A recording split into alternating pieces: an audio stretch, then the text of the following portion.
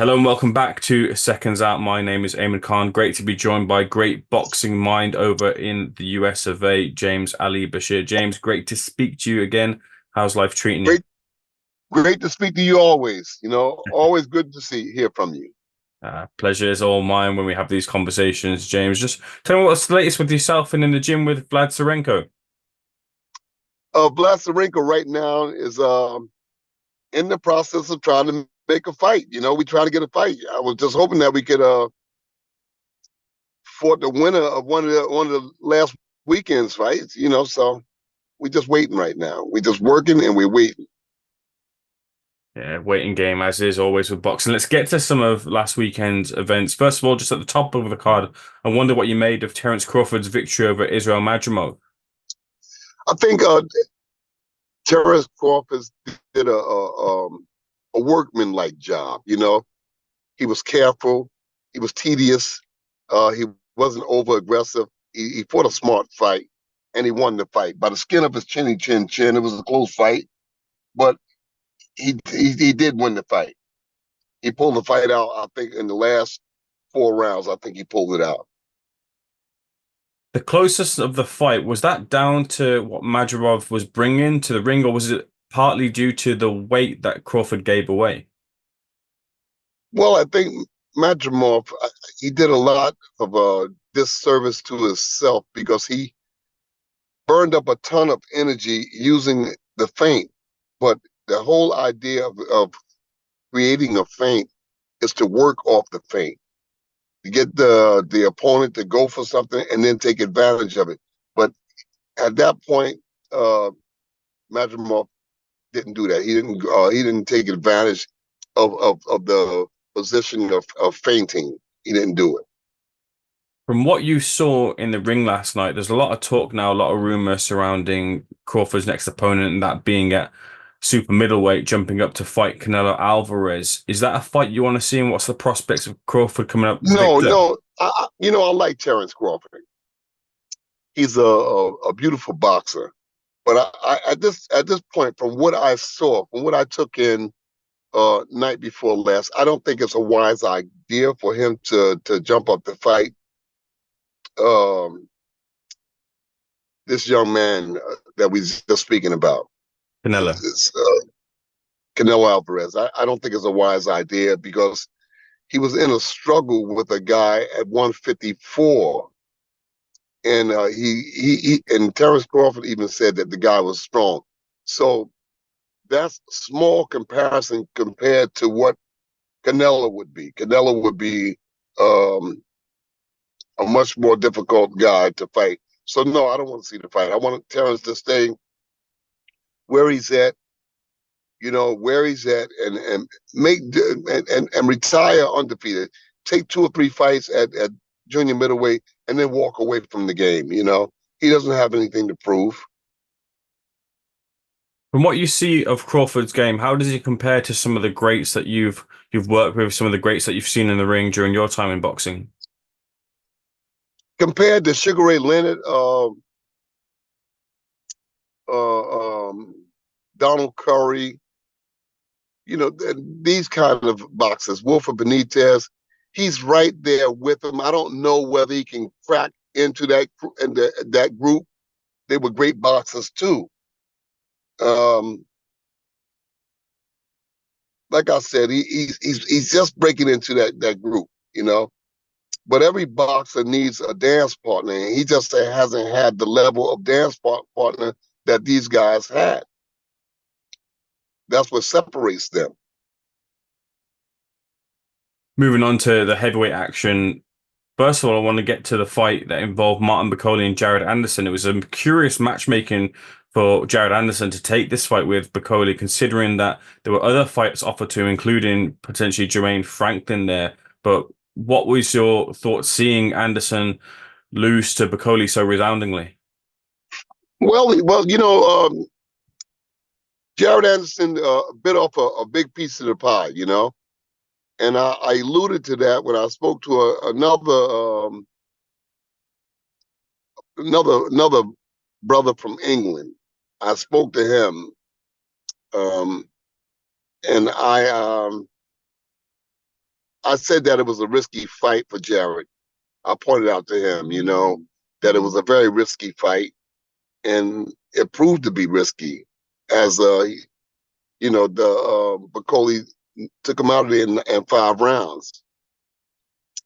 But Jared did himself a great service by standing there fighting, trying to make the best of a bad situation. And he lost the fight via knockout. But, again, he showed up pretty good. He was fighting pretty good. He just couldn't, I don't know, he got confused out there. And he kept trying to prove something instead of trying to get back and say, whoa, this guy can punch. Let me stand back and try to figure him out, use the ring a little bit, box a little bit. He kept going back in, putting his feet back in the fire, and that put him in danger. What of Jerel Miller and Andy Ruiz's fight as well too? That ended up being a draw between the two, but who will count themselves as kicking themselves for not pushing on the gas? I thought Jerel Miller won the fight. However slight, I thought that Jerel Miller won the fight. But they called it a draw, so a draw it is. I think that Jerel Miller and Andy Ruiz, they have to go for everything now. Because they're getting older. They've been out there a long time. They both wasted a lot of time, so they have to get in the mix now and try to go for it and try to win a title and try to make some money and get out of there. Just jumping back to Jared Anderson, he had Sugar Hill Steward in this corner. That was the move he made heading into the Bakole fight. What do you think of the link up between Sugar Hill Steward and Jared Anderson and the rebuild job that they have on their hands now for the back of the I've told you many times before. You can have Boo Boo Thompson or Harry Houdini in your corner. When the bell rings, it's up to the boxers themselves to put it all together. So I don't get caught up on who's the trainer and like they, because when the bell rings, it's just the boxers. They have to take into account all that they've learned in the training camp, and they have to apply what they know, what they've learned in that training camp with that trainer, and get across the finish line. And this Jared Anderson didn't show that he took anything into account, so it doesn't make a difference who his trainer was. Do you feel the same way about Tyson Fury, who's now reportedly made the decision to stick with his corner, that being Sugar Hill being there, Andy Lee and John Fury, his father, being in the corner when there was apparent chaos in the Usyk fight the first time round. So for the rematch, he's having the same corner there. So you said that Fury is going to maintain the same corner? Correct. Okay, that's up to him. But I don't care who's in his corner. I still feel that Usyk beats him again. Usyk is a rare quality of boxer, and that's the name of the game. The name of the game is not punching. The name of the game is not being cute. The name of the game is boxing 101. How to apply the technique of boxing. And I think that Usyk is just a better boxer, and he'll outsmart, outslick, out-hustle Tyson Fury again. What would Fury have to do to change the result in his favor, do you feel? Not show up.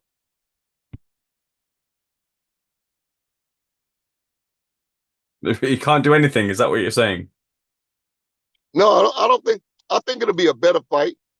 I think that Tyson Fury will go back and he'll make some adjustments and apply some techniques that he didn't apply the first time. But in the same token, Oleksandr Usyk is going to apply some different technique in his reapproach to the fight. And I still think that Usyk comes out on top. Just get your thoughts as well too on Anthony Joshua versus Daniel Dubois. We've covered this before. Just wanted to ask you though, for in terms of Daniel Dubois and Anthony Joshua is a 50-50 pick'em fight. Any one of those guys could win that fight. They're going to be well prepared for the fight. They're going to be well prepared for the fight. They'd have time to adjust, and I think that either one of those guys can win the fight. I feel like to see it that whoever gets hurt first in that fight, they will not survive it. They will not. The other won't let the other one get out of it. So I think that Daniel Dubois belongs with the best fighters in the world at this point. He's a young, strong, willing guy. You know, and Anthony Joshua is a strong, willing guy. They both know how to box. They're both big punches. It's a lot. It's a lot. But I feel that whoever hurts the other first, whoever hurts the other first will maintain that, and the one that gets hurt won't get out of it. James, we were just discussing there Joshua versus Dubois. I wanted to ask you, of the two fighters and their style. I think let me just say this here. Sure. I think that Daniel Dubois doesn't get a fair shake with the boxing pundits or experts. I think that Daniel Dubois is the boxer for tomorrow. I think that he's going to grow. I think that he's going to grow as he goes. And I think this is a big step towards him being on top for a long time. I think the Anthony Joshua fight is a big step in the right direction. And I wish both guys well, because I'm very familiar with both guys. They're good guys, and they both deserve well. I think this is a really good fight. I think that this is a good fight for boxing itself. Why do you feel Dubois doesn't get a fair shake? Well, because of the shortcomings in the Joyce fight, the Usyk setback. And people say that he's a quitter, this and that, but they haven't been in there. They haven't been hit. They haven't endured. An old trainer told me a long time ago. He said, "Don't give up on a guy that it's just like you get out of bed. Some days you just don't have it. You just don't feel like it. And boxers are no different. So I think that people gives them because he didn't see the Joyce fight through. He didn't see the Usyk fight through. And people saying that he's this, he's not that. But I think that Joyce is a fine fighter. I think that he's going to go. I think he's going to grow. And I think that is a good chemistry. If they're allowed to grow together, they have to be given time. Now, boxing is not a situation where you can wave a magic wand over the situation and then presto, change overnight, is done. No, it takes time. And I think that if given time, that Don Charles and Daniel Dubois, I think they're going to make good music together. I think they're going to go far together. I think they're going to make a big news in the heavyweight division. Can I ask you, of the two fighters in the styles, Joshua and Dubois, which would Manny Steward have liked more of the two fighters? I couldn't tell you. Emmanuel was big on the heavyweights. And I know that he would embrace both guys. He would embrace them. Mm-hmm. He would embrace them because they've shown good resilience. When I say good resilience, they bounce back. See, the true test in any fighter, regardless of what weight, the true test is how do they come back from defeat? And they both come back. They both prove that I want to be here. I deserve to be here, because they've taken their lumps and bumps and they got back in the saddle and they came back and they secured positions at the very top of the game. I mean, there are dozens and dozens and dozens of heavyweights across the world. But look who's at the very top: Daniel Dubois and Anthony Joshua. Those guys are right at the top of the game. They're boxing for the heavyweight championship. So you got to give those guys respect. James, that's all I have for you. A pleasure speaking to you. I'm sure we'll catch up very, very soon. But for now, that's it for me. Appreciate you jumping on Seconds Out and taking the time to speak to me. Pleasure is all mine. Listen, I think that Anthony Joshua, people talking about he's got a glass chin and all. Yeah, that's the people that's talking. The people that's talking like that. They've never been hit. They've never had the gloves on. They've never been in that ring. They've never been under the pressure. You know, they never allude to the fights that he's won. I mean, Anthony Joshua got Povetkin out there, and Povetkin was a really good fighter.